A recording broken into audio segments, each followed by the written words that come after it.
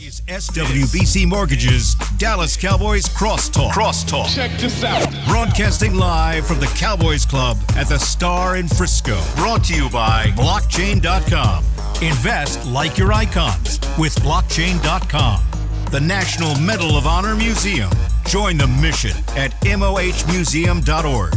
Buffalo Wild Wings. If it's game day, Buffalo Wild Wings is the place to be. Alltech Lansing. Just listen with Alltech Lansing, perfecting sound since 1927. And by SWBC Mortgage, customized solutions to help you meet your personal and business goals. Visit SWBC.com. Now your hosts, Nate Newton and Bobby Belt. Happy Wednesday, everyone. Welcome to Cowboys Crosstalk live on the Dallas Cowboys Radio Network, DallasCowboys.com, and all other associated social media platforms. We are live from the Cowboys Club at the Star in Frisco. I'm Bobby Belt from 105 through the Fan. Tonight I'm joined by, we'll say, the second most famous Missouri Tiger behind Jeff Cross. It's DallasCowboys.com's Mickey Spagnola. Wow. As always, we've got the three-time Super Bowl champion, six-time Pro Bowler, Nate Newton. You haven't heard Jeff Cross's name in a while? Is that what it is, Nate? It's been a long time. And our special guest this evening, we are joined by another three-time Super Bowl champion, a Pro Bowler, and an All-Pro. He was a fourth-round pick out of UTEP in 1989, and we are thrilled to welcome back former Cowboys defensive end Tony Tolbert. Tony, thank you so much for giving us some time hanging out with us tonight. Absolutely. Now, Tony, I got to ask, the first thing that I've kind of changed up the structure the last couple weeks as we've gotten further along the show, because I've noticed a trend. Anytime we have a former Nate Newton teammate on the show, I think it's always good to just start with, do you have a really good Nate Newton story? That you can tell. Yeah, that you can tell. Well, there are several, but, you know, like I always say, Nate impressed me. He always read at night before he went to bed when we were in the hotels. What do you mean? And, you guys were roommates? Yeah, we were roommates for 9 years. For On the 9 years. road? On the Yeah. road and Wow. home. And at home. At home. And he always read these Western novels. Yeah. And you know, I would sit there and I'm Louis looking at him. L'Amour, Luke Short. And I was so disinterested in what he was reading. But every week it was a different book, and he read those books, and he stayed on top of them. Yeah. From the beginning of this year to the end of some of our Super Bowl runs, he kept his tradition going. Yeah, and this dude here, I could never beat him to the room. Yeah. I mean, I came to the room on a Saturday at 12 o'clock. He was already in the room. Very responsible. He was getting his 8 hours in, Yes, and that's important. So, Tony, we're going to go. We'll talk about, obviously, your time here in Dallas, your path to getting here. I am curious. You ended up at UTEP for school, and that was especially in 1986 or 85, whenever you would have gotten there. Mm-hmm. UTEP would not have been a very nationally well-known school, and you were coming all the way from New Jersey, where you had gone to high school. How did you end up in the state of Texas for college football? A couple of schools recruited me, Rutgers, Winston-Salem State, and I remember, like, when I went down to Winston-Salem State for one of my visits, I got caught in a blizzard, so I didn't really get a chance to see the campus. Then I went to Rutgers, and I took my SATs late, so that after signing, they weren't going to come back till after signing. And one of the coaches on the Rutgers staff had a friend that was at UTEP and said, hey, we got a kid up here that has some ability. You may want to get a chance to sign with him because we're not going to sign him until after, because his SATs didn't come in. And so that's how I ended up at UTEP. And it was crazy because when I was at Rutgers, they wanted to make me a right tackle, which I knew it wasn't going to happen. And then at UTEP, I went in as a linebacker. So, the difference for me, I didn't want to be hit. I wanted to do the hitting. So, Right. Were you, when you got to UTEP, you mentioned you were a linebacker, were you like stand-up edge rushing, or were you playing like off ball? I was a stand-up. I was doing some of both. We would drop and rush. On that staff, matter of fact, Seth Joyner was down there as well. Got a chance to play with him, I think, for 2 years. And it was interesting because when I got down there, I was still very small, 175 pounds. And it took like 4 years to get to 228. And, as they say, I was always a tweener. too big height-wise to play, certain positions and too small to play others. So, I kind of hung around there for 2 years before I fell out the closet and somebody let me play. When you talk about, your path to getting to UTEP, and then you were a little undersized at first and you were looked at as this tweener, at what point did you start to feel like, because you obviously went in the 4th round of the draft, you were not some complete unknown, obviously, to the NFL. At what point did it start to register with you, the NFL might be a possibility for me? Was it not until, like, draft season came along in that 89 year, or was it something where, the last year or 2 years at school you started to get a sense? It was the beginning of my senior season. Some scouts came out and ran 40s for the seniors.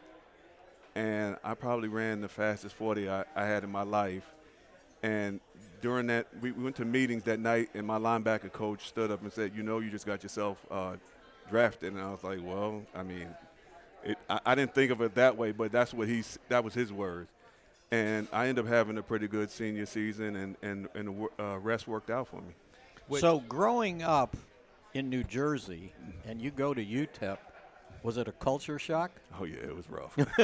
he had that blizzard on campus and said, let me go to El Paso. Well, it was funny because, I right across the campus, of course, was Juarez. Yeah. And my first spring tumbleweed wasn't, never seen a tumbleweed.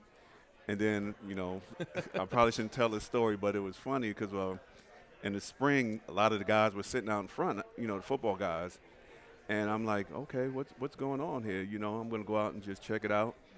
And when I walked out, across the border, they were burning marijuana, and all the guys were getting high down there. and so I was like, okay, I get it now. But that was a Contact high, boy. Yeah, Nothing like basically. Basically. But it was about 2 years. Gave contact a new meaning, didn't it? Literally. But it took me about 2 years to get used to El Paso, and it's part of my life, my third home. So. Did you learn to speak Spanish? Were you hungry after you went down to the? Oh, very. Is that how you got up to 228? Pretty much. Now, Nate, I'm curious. Mickey, you were here in '89, yes. weren't you? And so, Mickey, you were here. Nate, you were playing. When you guys see at the time, had you reached 6'6" yet? By the time you were drafted, did you? Okay, so when you see a 6'6", 228-pound edge rusher, a defensive end, walking through those doors for his first practice of this, do you remember thinking, wow, this is, I don't know how this guy's going to be able to put his hand in the ground over there? Or Nate, when you were looking across from him, was like, man, is he going to be able to hold up here? You couldn't figure out what he played, and then he lined up at defensive end. But I was on the left side, so I didn't see him a lot, in training camp or whatever. But he was doing his thing. He was working hard. He always had an attitude, always had a bad attitude. Something about the offense he didn't like. I mean, it was a natural hatred for us, And he was believe it or not, he didn't like the guys who was in front of him because he didn't think they was better than him. So I like the dude came with a bad attitude. Mickey, do you remember watching practices or watching Tony earlier on and saying, oh, wow, this actually might work out here? So here's what I remember. You see a guy, and Jimmy had a different picture of what a defensive end was looking for, looking like. He wanted a guy that could rush the passer. He wanted a fast guy, but willing to play the run, which kind of fit Tony Tolbert. So it was about, what do you think, Tony, halfway through the season? Yeah. Jimmy decided he wanted to start Tony. Yeah. We're getting ready for the future here. Mm-hmm. Well, to start Tony, he was going to have to bench Ed Too Tall Jones. Okay. Wow. And Ed had some streak going, 198 consecutive starts, and Jimmy basically said, "We're starting Tony Tolbert."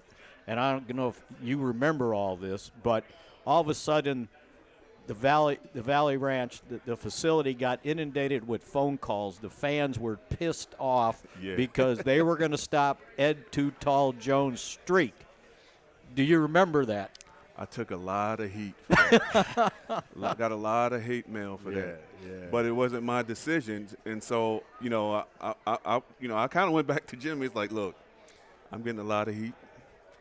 Just let the man play and let him start. And Jimmy had made in his mind that I was going to start no matter what. And so, thank you for the hate email.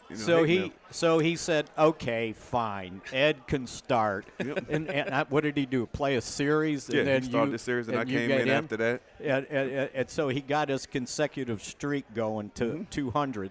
But the cool thing is Ed knew what was going on. He knew this was probably his last year, and he said, hey, the head coach needs to do what he wants to do, because when this team gets good and I can see there's some talent here, I'm not going to be here, so they might as well play Tony Tolbert. Yeah, to add to that, Mickey, I talked to Ed, matter of fact, about a year ago about that situation, and people don't know his mother passed away during that season, and he lost interest in playing because, his mother was his heart.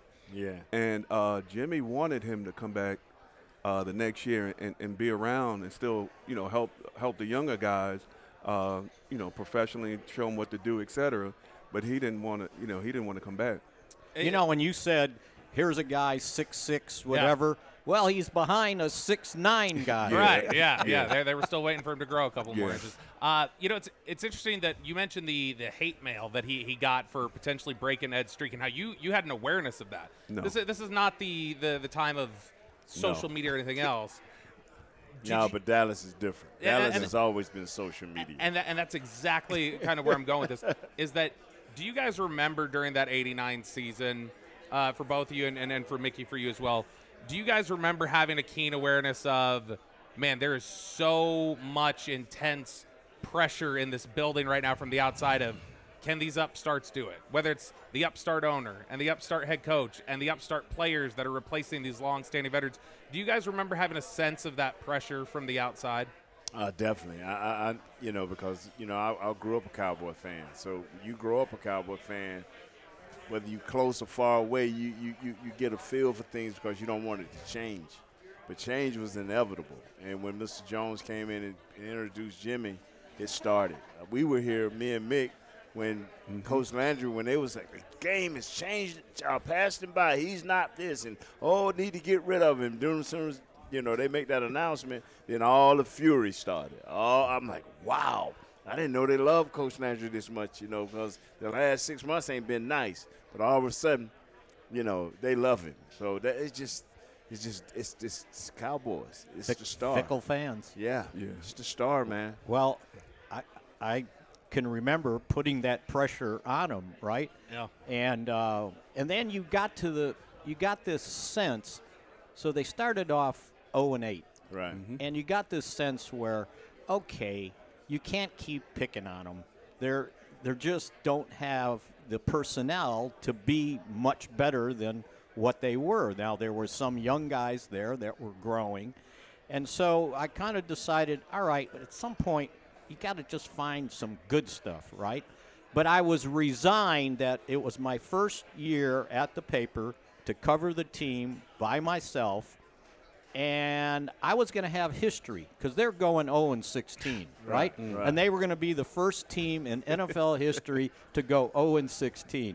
Then they go to a Sunday night game in Washington and win, right? The gorilla speech. The gorilla speech. And I go, there goes my goal, They won a game, and now it's just a bad season, right? Yeah. And it ended up being the only game you won all season long. And it ended up really being the only just, awful season during that run that would begin for you guys there with Jimmy and Jerry kind of taking hold and ushering in a new era here for the Cowboys. We're going to take our first break here on Cowboys Crosstalk. When we come back, we've heard a lot from different teammates. Nate, I know you've heard it when we've had guys sitting here. They'll mention Tony as one of the guys who held people accountable and was a big study and different things like that. I want to talk about you growing into that role from the guy who got here in 1989 to where you became somebody that people felt like was a leader on that side of the defense. We'll get into that next on the SWBC Cowboys Crosstalk.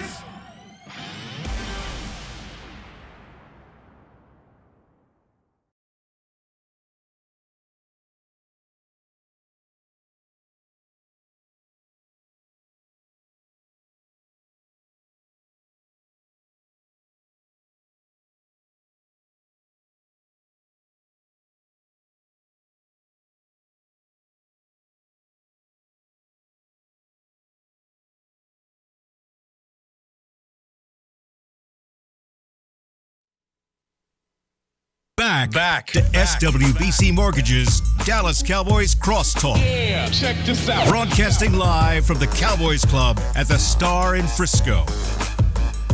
At SWBC, customized solutions for individuals and businesses are just a click away. Visit SWBC.com to learn more and start your next adventure. We are live from the Cowboys Club at the Star in Frisco for the SWBC Cowboys Crosstalk. I'm Bobby Belt from 105 Through the Fan, joined tonight by Mickey Spagnola from DallasCowboys.com. We have the 6-time Pro Bowler, 3-time Super Bowl champ, Nate Newton with us, and then we have another Pro Bowler and 3-time Super Bowl champion with us this evening, Tony Tolbert, stopping by. Thanks, Tony. We appreciate you giving us some time and going over some stories here. And before I threw it to break, I want to say it was a couple weeks ago, one of the guys who first mentioned it was Kevin Smith. Yeah. Who had talked about Tony. And he was just talking about the different leadership styles and different leaders that existed on both sides of the ball during y'all's run. And he had mentioned that Tony was a guy who would, hold people accountable. He was not necessarily as demonstrative on the field as Michael Irvin was, or as even Kevin Smith was, but that Tony was the guy who was going to make sure that guys were doing what they were supposed to do. Did you have that sense yourself? Like did you feel like you embraced that role, or when you hear teammates reflect back on that time period, are you like, wow, I didn't even realize that guys held me in that esteem or in that position? The interesting part about that is, like, when I was in the defensive meeting room, there was Ed Jones, Danny Noonan, Jim Jeffcoat, and I was the youngest guy in there, and some other guys, Whaler. Yeah. And within 2 years or 3 years, I was still the youngest guy in there, but the room had changed. So, being part of Jimmy's first draft and being around here, and then some of the other guys coming in, I had been around. I was like a 3-4 year vet. So the leadership part came by just doing what I was supposed to do. And if a guy got out of line, there was some looks, and they understood the look, because I didn't, like Kevin said, I wasn't a big yeller, but the look, was like, hey, get your stuff together or else, somebody we was going to have a conversation. And that's how we held each other accountable. And like in our D-line meeting room, for instance, like if you struggle, jumped offside, it was $5. If you got blown off the ball, embarrassing or whatever, it was $20. We held ourselves accountable from that standpoint. And if we had a problem, like say, and it's psychotic to say it now, but like in pregame or we would go like pre-practice. If I had a problem with Nate and he was bumping his gums, me and Nate was going to go one-on-one all warming up. Right. And we was going to figure out who was going to be Mufasa or not. Right. And so that's how we handled our business in the D-line. And, winning helped. The fact that Jimmy was here to cut a lot of the BS out helped a lot. And then we were all growing together. So all of that, kind of helped the situation. Nate was another older guy that I looked up, Tui, Troy. So there was a lot of natural leaders around here, and you just followed and got in line where you stood there. The thing that gets overlooked about Tolbert is how smart he was. He understood the whole defense. So if you miss your gap, Tolbert could tell me the next day that. And it wasn't like that, I was his roommate, so I got the blunt of this, and it always seemed to come back to, why is this on the offense? Your boy missed that gap. It wasn't they do, but I get cussed out because this dude wasn't in the right gap. So he knew the defense, like him and Randy. What was your boy named Randy? He was Randy Shannon. They knew this defense, man, because Shannon came from the University of Miami. They knew this defense in and out, man. To add to that, the thing that helped me too, playing linebacker. Because I knew coverages. A lot of the guys didn't know coverages. Yeah. When I cover 2, cover 3, man, guys in the crawl. We used to, know all the routes and stuff. So that helped a lot for me in the transition to going to the D-line and then knowing where everybody else was supposed to be. Right. Because we talk about all these different leaders that existed, like I said, Kevin Smith talked about, I felt like I was a leader and I was a certain type of leadership style. I was going to get in your face and I was going to chirp. Charles Haley had a leadership style. Tony had a leadership style. Nate, on your side of the ball, do you remember the guys who it was like? I know you've said before Eric Williams on the offensive line. That was the guy for you guys. Did you feel like you had 3 or 4 different leadership styles within the offense that kind of balanced everything? But it was Mike would balance our team offensively, Michael Irvin, because he knew how to talk to every guy, no matter what position, who you were. He knew how to talk to every guy. Big E would just beat the hell out of his man, and that's how you do it. See, Big E said, look at this. Well, bro, everybody can't do what you're doing. You know what I'm saying? But you got to get that maximum effort. And guys was going to check you. Like, I had a little slight problem. You know, me and Guyton probably got some relatives because we both jump offside. So, I would jump offside, but, boy, one too many of those, and I would get that look from Troy. I would get the look from Step, like, come on, big fella, come on now. And so we were held accountable in different ways, but it was never out of malice or just trying to down you. It's always for the betterment of you and the team. You know, 6 days a week, it was Mike, okay? On game day, it was Troy. Yeah, Troy. And he'd give you that look, man. He'd give you the look. He'd you know, he might not say it, but like in practice when he was pissed at somebody not running a route right and he had to eat the ball, he'd fire it in the ground as hard as he could, and then you knew, okay, Troy's pissed, right? And but game day they listened to Troy, and Mike knew where his bread was buttered, right? Yes. And he listened too. And I know Ibby, I knew you were going to get mad at it, but Ibby used to try to get fired up. Everybody be like, come on, Ibby. This is where it sit down. Did you ever hear Ibby going to one of his rants? I ignored some of the guys. I used to be like, Ibby would go up, come on, Emmett, come on, man. Grab a seat, man. You know, it's this collection of you hear so many different NFL teams today talk about they want one leader. They feel like they're missing just a leader. Like they don't have one on the defensive side of the ball. They don't have one on the offensive side of the ball. All these stories that we hear about from you guys from your time playing together, again, it sounds like 3, 4, 5 like rare leaders on both sides of the ball were there for you guys. Do you think that was, and we can just go down the line here starting with Tony here, do you think that there's something about like you guys just had a rare collection of leaders on your team, or do you think you guys were able to grow into that because of whatever culture was started? A lot of the guys grew into it, but the thing about it, and they can tell you, I don't want you jumping up and telling me what you're doing and what I need to do if you wasn't performing. That's right. You had to perform before I listen to you. If I'm watching you get your butt kicked on film, bro, don't come over here.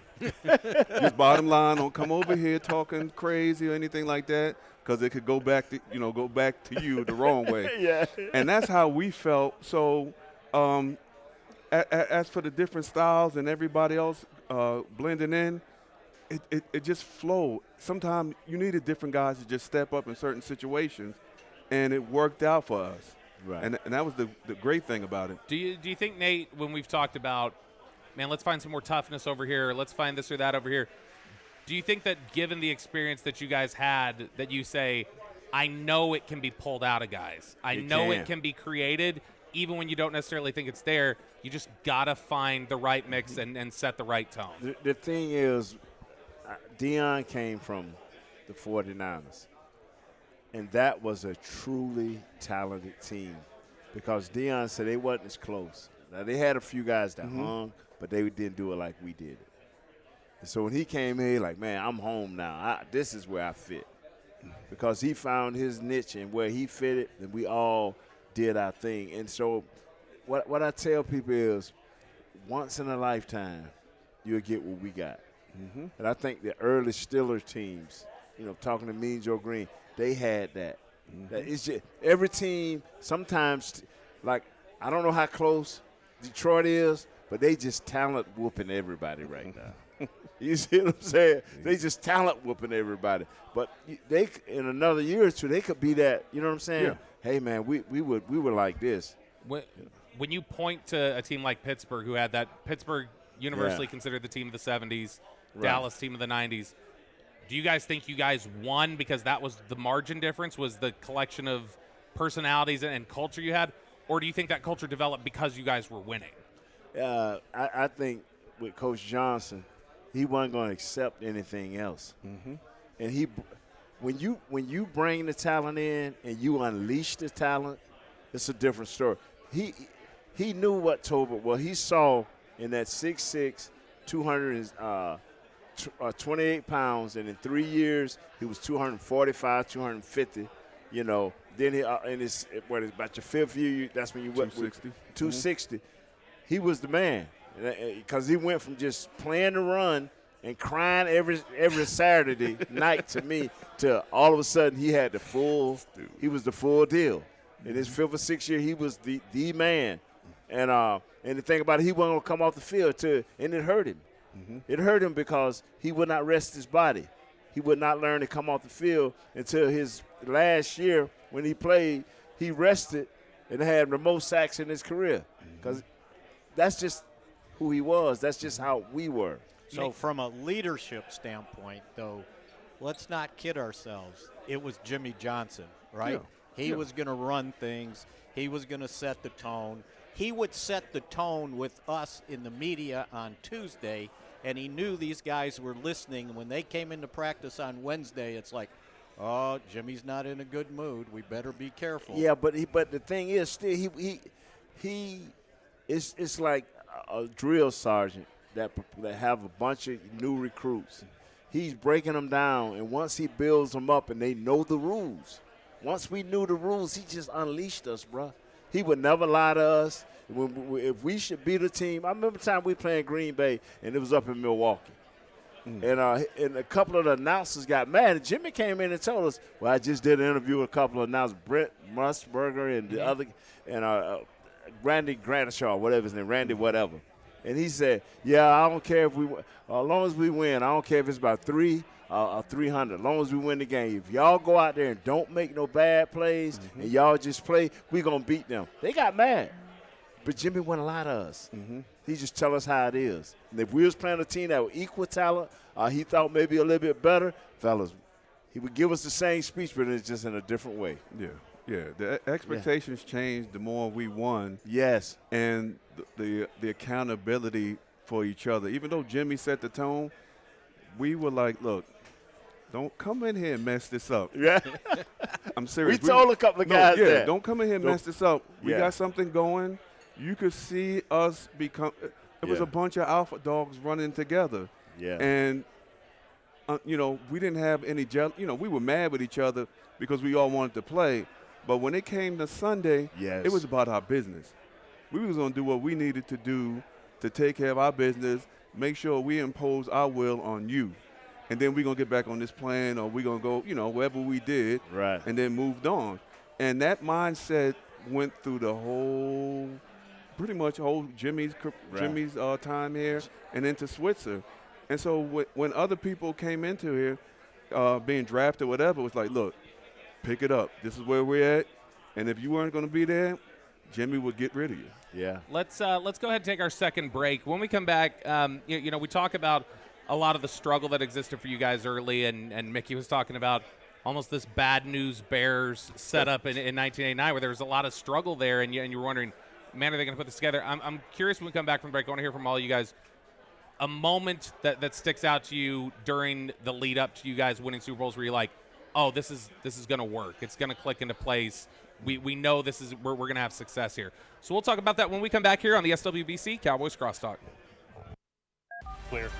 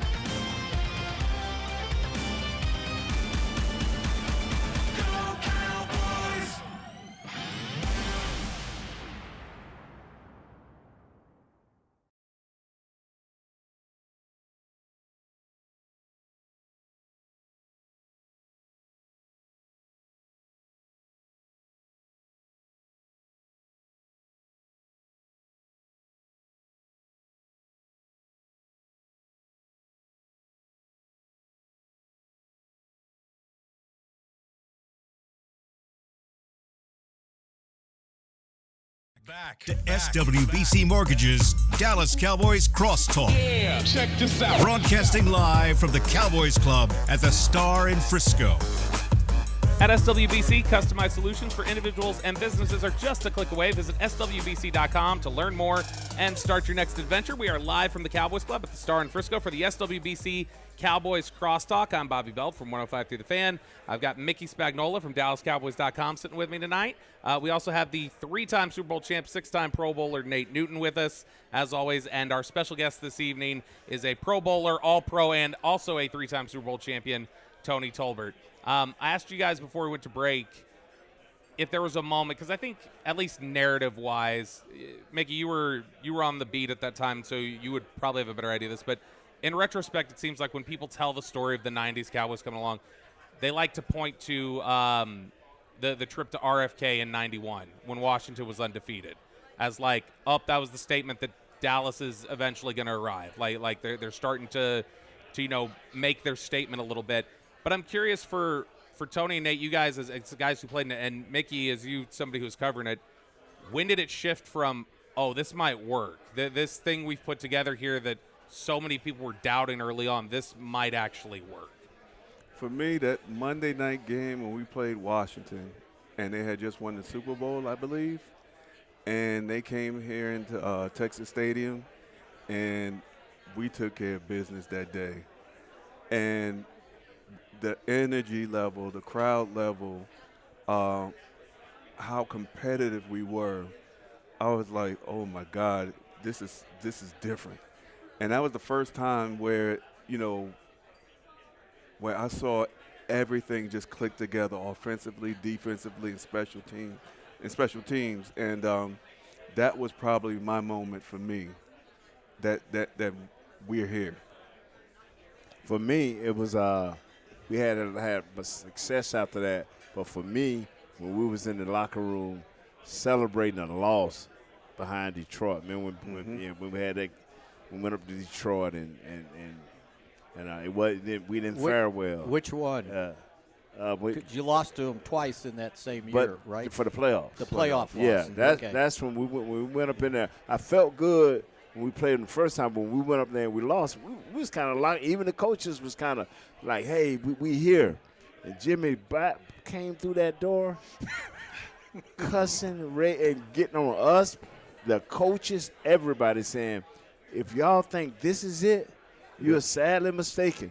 We are better than this, and when Monday comes, I will have the schedule on how we going to work out and what we going to do, because we going further next year. And I was like, yep. That's when I said to myself, you know what, fella, this is something different. For me, and there was a couple tipping points, okay? 1-15, they get to the next year, and they're 3-7. And it's like, here we go again, right? Well, then they ran off 4 consecutive wins and got to 7-7, and you're sitting there going, you know what? They just might have something here. And unfortunately, Troy got hurt in the game at Philadelphia. Mm-hmm. Babe Laufenberg came in and with a backup quarterback, and they struggled. Mm-hmm. Even though they were 7-8 going into the last game of the season, had they beaten Atlanta, they're going to the playoffs at 8-8. And we were poised and ready. And they got wiped out. Prime time. So now, get this. They're sitting there at 7-9, and the season goes down to the last Monday night game, New Orleans, the Rams, and they need one of those teams to lose. And they were going to the playoffs at 7-9. Well, we need the Rams to win, right? Right, I think so. And then they New Orleans kicked a field goal as time expired, right? We're all hanging out cafe. Drinking and slamming watching the game, and it's like, now the season ended, right? But the other point was in 91, I think you guys mentioned it, they went in and beat Washington 24-21. Michael Irvin, star of the game. Troy got hurt early in the third quarter. Berline comes in, and they're able to win the game.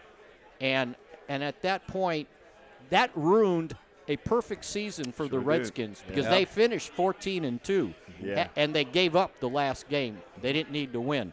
So they ruined their – and it's like, oh, there might be something here. And then they won – you won the rest of the games, right? Yep. Yeah. Finished 11-5. Yep. And it was like, okay. Yeah, and that game specifically, I think y'all had a surprise onside kick recovery in that one. You had an Alvin Harper Hail Mary just Hail before Mary halftime. at the end of the half. I mean, it was pulling out all the stops to win a close game, but it was something that a lot of people nationally, when they looking back on that team, they go, that was the declaration that the Cowboys were starting to come around. And it's interesting. You listen to, in the immediate aftermath of Dallas beating San Francisco in '92 in the NFC Championship game, I believe it is Greg Gumbel, the late Greg Gumbel, who's right after Jimmy says, how about them Cowboys, comes on and says, how about them Cowboys indeed, and he starts commentating. He says, this is a Dallas team that was meant to be on a 5-year plan, and everybody feels like arrived a little bit early. Yeah. This team has arrived 1 year earlier than kind of everybody expected. Did you guys have that feeling when you won that game in San Francisco? Did you have a feeling like, man, we got here right where we were supposed to be, or this is right on our time, this is what we think? Or did you guys also think, we're a little bit ahead of schedule here, this clicked into place faster than I think anybody realized? Nah, I didn't know about any schedule. But when I heard Chris Berman, is I'm pronouncing that right? Yep. Mm-hmm. He was the first one I heard because he was a 49ers fan. Yes. Mm-hmm. He was the first one I heard, they're a little early. The 49ers are going to take care of them. And I'm like, whoa, giving us no credit. Man, please. We were poised and ready. Because I remember they wanted us to change our practice habits, because they field was all messed up. Jim's like, I ain't messing up my field. We finna go out here. We fast, we quick, we strong, and we gonna handle our business. And wow, I remember the lead up to that game. Yeah. And it's like it's too soon for this team. Yeah. They're too young. And I'm sitting there going, yeah, but they're too talented too. You better watch out. Because the big move was Pup. At corner, remember he replaced? I can't think he replaced the kid out of Alcorn. Ike Yeah, Holt. Yeah. My favorite guy. Yeah, all our favorite guy. Yeah, I remember that was the big move on defense, man. That really gave us something special on defense, man, because Tolbert then was getting the pressure. We just needed somebody back there that, can make sure they hold up. And then to add to that, people don't know how much the acquisition of Charles shifted the NFC. That's it. He shifted a whole decade by coming here because they couldn't handle him, and he just came in and fit right in with us. Yeah. And because of that trade, it changed everything for us. And Steve Young went to the Pro Bowl that year and said, that's where we lost the game, by losing Charles. Yep. How did you guys, because you mentioned the switch from Ike Holt to going to Pup, and then – we've talked about some of the narratives or some of the timeline throughout this season when we look back on things. But, I mean, go and trade for Charles Haley. You go and trade for Thomas Everett. Ray Horton, a veteran, kind of gets pushed back to the side. You've got very competitive areas. Guys on the offensive line throughout your time here. Ron Stone will go on to be a Pro Bowler elsewhere. Right. Here he didn't get some of the same opportunities. You had Brock Marion, who waited a while to get on the field and then finally got on the field and then went somewhere else and became a Pro Bowler. How did you guys balance competitiveness without it becoming bitterness? Like knowing you had such a competitive, talented room and not allowing that to divide you, instead just allowing you guys to elevate and be competitive with each other. Well, that drove our D-line. When you think about it, Chad Hennings sometimes did not dress out. You had Jeff Colt, Jimmy Jones, Leon Lett. That was a backup. Russell, for real. That was your backup. Yeah. Tony Casillas, Russell Maryland, myself, and Charles. Yes. Then you go back to like the safeties, for example. Where Leon fitted at? He was a backup behind Russell and Tony. He was the swing tackle. Then you had secondary-wise, just safeties. James Washington, Horton, Thomas Everett, and Woodson was the backup. Woodson was the backup. Yeah. So there was no way, people could say we arrived early. It was there. It was just a matter of us figuring it out, to me. And all that depth and the way we competed, like we didn't want them to get a damn yard in practice, and we would get PO'd. I mean, inside run was inside a run. Inside run was war, and a little story to that. I remember we 1-15, and Darren Nelson came here. He came out and watched us practice. We were doing middle drill in December. He looked. There ain't no way I can do this. He asked Jimmy to. He went back. He went back. Yeah. He didn't even want to be around here. But that was the tone we were setting. People would come by here, like from other teams, and they're like, "Y'all practice like this every day." We was like, "Damn, we thought this was normal." We didn't know any better. That's how we do it. So Bobby, when they mentioned inside drill in training camp in Austin, when it was time for inside drill, Jimmy would let the media on the field. Yeah. We'd be like 10, 15 yards behind the line of scrimmage, and he wanted us watching because he wanted them to know if you embarrass yourself, they're right here watching. We were that close to inside drill. I remember one time we was doing it, and it got real physical. And so, I mean, it got nasty one time. And so we was in the gym at the first place we was at in Austin. And Jimmy said, well, inside run is inside run, but we had two. We had middle drill. Yeah. Middle drill to middle drill. We taking them to the ground. But inside run is just thud. You just going to thud. And so Emmett you couldn't get funny with Jimmy. So Emmett going to holler, hey, coach. Well, what is a thud? You know, and Jimmy turned around, looked at him, and said, "Take a mother to the ground." I'm like, "Whoa!" I mean, we are about to take our final break. But they cheated on defense. they always cheat. Charles told us. They always had an extra safety. Well, and Charles told us. Charles told us a couple weeks ago. He's like, the veterans used to whisper to each other, "Hey, play's coming here. Let the young kid get blown up on this play. I'm taking this one off." He said the savvy veterans used to whisper to each other, "All right, this is coming to practice." All right, we're going to take our final break of the show here. Not just our final break of the show. This is the final break of the Cowboys Crosstalk season, as the Dallas Cowboys season did end this past Sunday. We're going to take a look back, reflect a little bit on this Cowboys season and what's ahead. That's next on the SWBC Cowboys Crosstalk.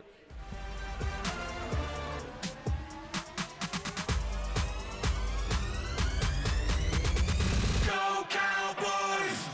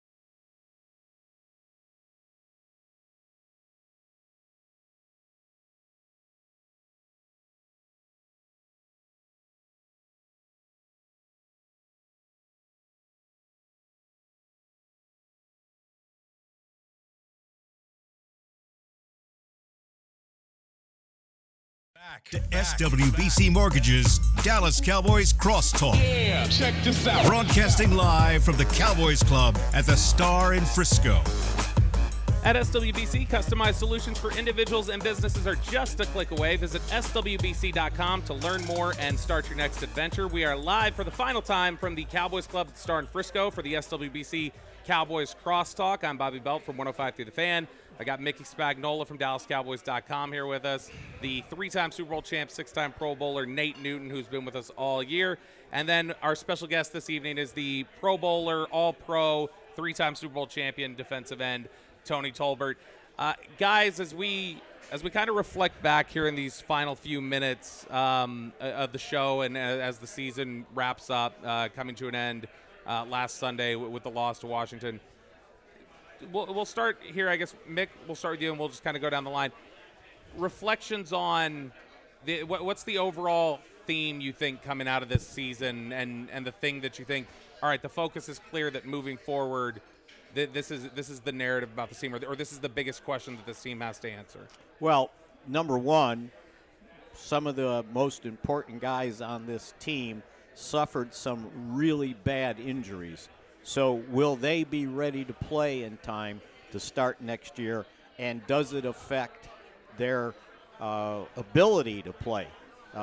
Can they play at the same level once they get back? Look, here's my point, and I don't think anybody looks at this. Quarterbacks count. And if you look at the 14 teams in the playoffs right now, none of them had to play a backup quarterback for more than one or two games. Pittsburgh started off with a backup until Russell Wilson got healthy, and then he played 100% of the snaps in the last 11 games. No one limped into the playoffs. So, to me, you better have your quarterback ready. You better have an offensive line that's not kind of young and developing the way they tried to do.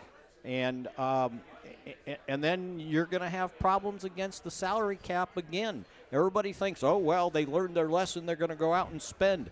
They have nothing to spend. That's the problem, and there's a lot of free agents out there. Nate, how do you look back on this season, and what do you think needs to change moving forward so that they can get back in the playoff race next year? What I like is that you had due to the injuries, young guys played. You gained a lot of experience. So we have to make sure that we sign the right guys. And we got to push the salary cap up to the limit and trying to make sure we sign the right guys. And I ain't talking about Parsons. We're going to sign Parsons. I'm talking about guys that are a little bit less than that. We got to find a way to sign these guys, because if you don't, we're going to be in worse shape next year. So we got to find a way, and we got to find a way with Coach McCarthy. Got to sign the Tony Tolberts of the world. Exactly. Yeah. Got to go find more of those. Tony, how do you look back on this season and feel like, back in 2020, this was a 6-10 football team that in an off season became a 12-win team 3 years in a row. What do you think needs to get situated for them to be back in that position again next year? Well, you got to take care of your home field. That I'm surprised about how much they struggled here in Dallas. You should lose maybe one game and then go, 500 on the road.